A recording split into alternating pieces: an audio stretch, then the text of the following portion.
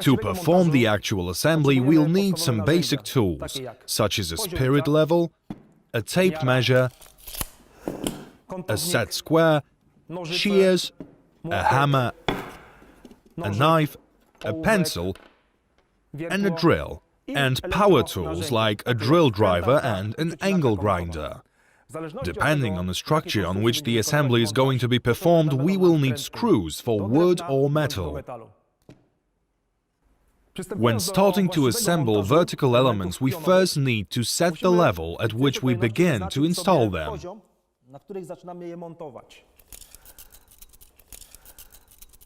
The level we recommend is 150 millimeters. It is necessary to ensure proper air circulation under the facade. Then, if vertical elements have already been mounted here, we need to make sure that the structure is kept upright. Finishing elements have locks that allow them to be connected.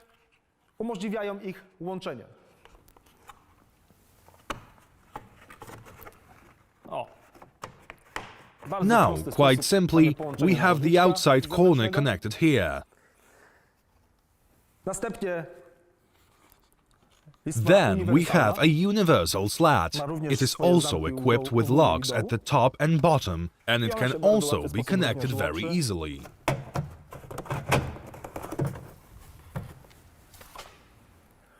Having completed the assembly of the vertical elements, we proceed to the assembly of the slats. Let's begin with the starter slat, which we will install along the building. Next, attach the base of the FS252 slat. This is a finishing slat. At the top there is the base of the FS262 slat, and that is the base of the ventilation slat. The next stage is the assembly of panels. The panels should be mounted from left to right. Before assembly, the first panel should be cut to size, like this panel that has already been cut. We need to cut it approximately halfway, and the offcut should not be thrown away. Keep it, as it will be useful when finishing the wall. As I have previously shown, the panels are equipped with locks that stick into the starter slat. Insert the panel into the starter slat, leaving an expansion gap, just like here in the case of a universal slat. A 10 mm expansion gap is necessary for the panel to work.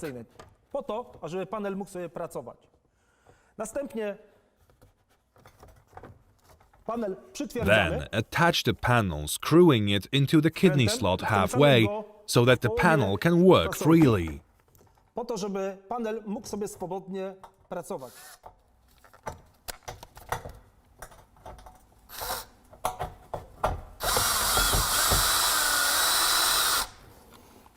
The panel is attached, but at the same time it may slide and move freely.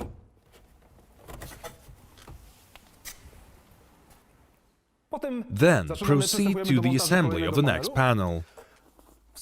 Insert the top part of the panel into the vertical lock, controlling the bottom part with your hand to ensure that the panel has been properly inserted into the starting slat, while simultaneously pushing the top part.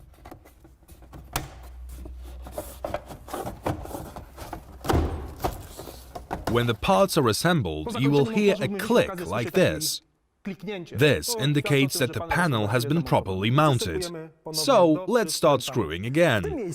Close up, you can see here how the panels are connected close together and how they have been combined together vertically.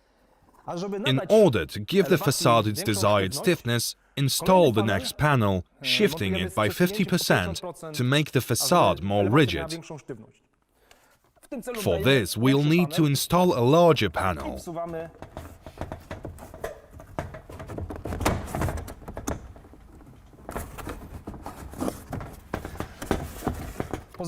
Leave an expansion gap.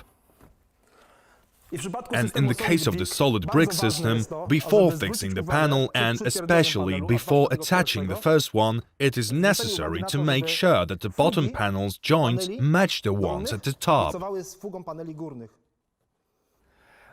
Well, now we proceed to the assembly of the layer which will allow us to bypass the window recess.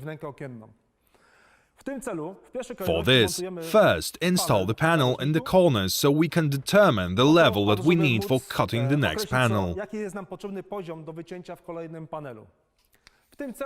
In order to avoid the necessity of taking many measurements, you can take shortcuts. Put the starter slat into the corner sleeve and the height will be determined, how much we need to cut and what the height of the cut panel should be. In this case, it will be this panel, so here.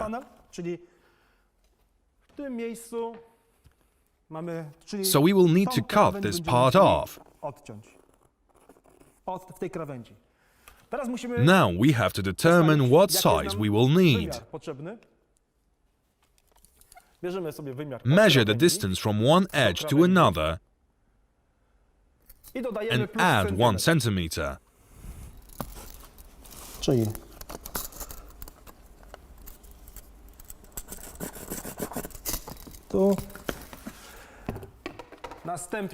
Then measure the length.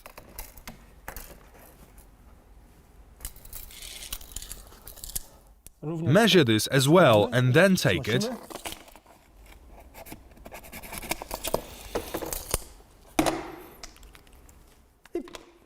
and cut off where you have marked it. Here we have a panel which has been cut properly. We've had it cut already. Dismantle the previously installed panel and insert the panel which will be located above the window recess. Why? Because there is too little space here to bend the panel at the top. So, we need to insert 2 panels at once.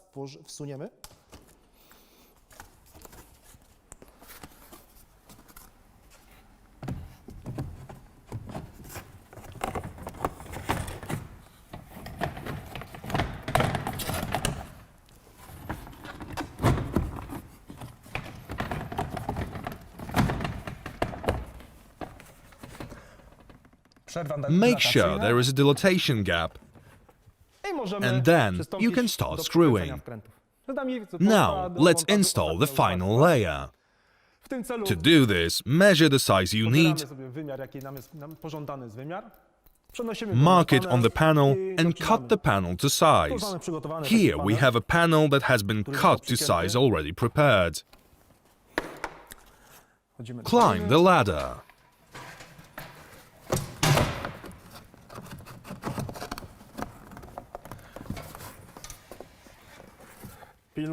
Make sure that the joint is straight and neat. One very important thing when installing the last panel is that it's necessary to protect the panel against moving upwards. Therefore, put a screw into the slat that will prevent it from moving up.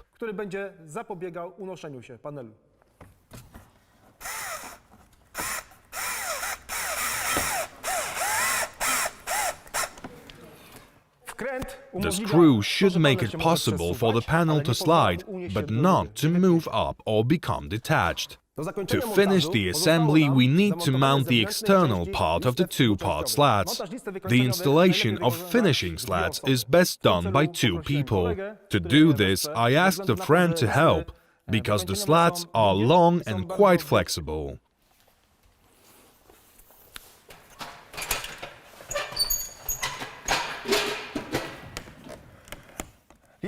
Cut the finishing slats at the ends at an angle of 45% to make them look nice and neat.